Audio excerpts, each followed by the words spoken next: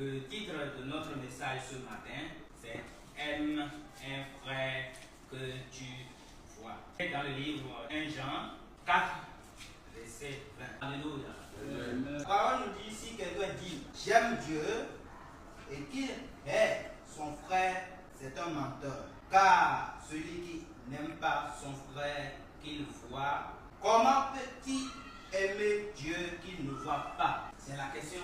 Comment nous pouvons aimer Dieu que nous ne voyons pas? Donc nous n'avons pas l'amour au sein de nous. Si nous prenons la parabole que Jésus a rencontrée dans Luc 10, à partir du verset 25 au verset 37, le bon samaritain. C'est un docteur de la loi qui est venu auprès de Jésus pour se faire renseigner comment il peut faire pour hériter le royaume des cieux. Jésus lui a posé la question, ce qu'il dit dans la loi. Il dit que la loi dit d'aimer son prochain comme soi-même. Jésus lui répondit que toi-même tu le dis.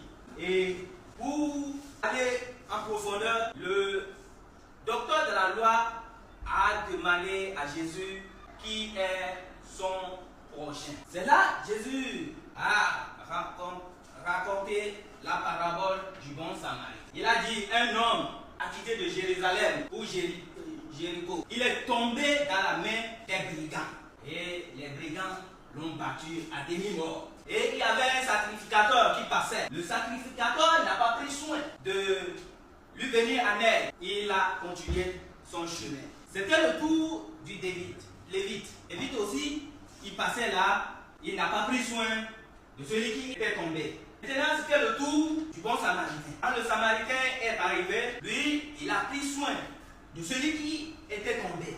Il a relevé, il a nettoyé ses plaies, il a bandé ses plaies. Et c'est après avoir raconté cette parabole que Jésus a posé la question. Parmi cette fois-là, le sacrificateur, le Lévite et le bon samaritain, qui est le prochain de celui qui était tombé? C'est le bon samaritain. Oh. L'amour pour Dieu est indissociable de l'amour pour le frère que l'on voit.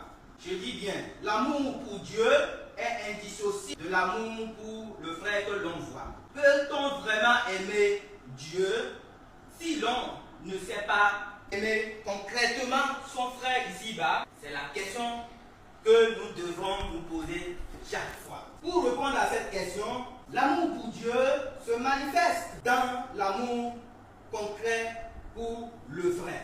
Aujourd'hui, nous allons explorer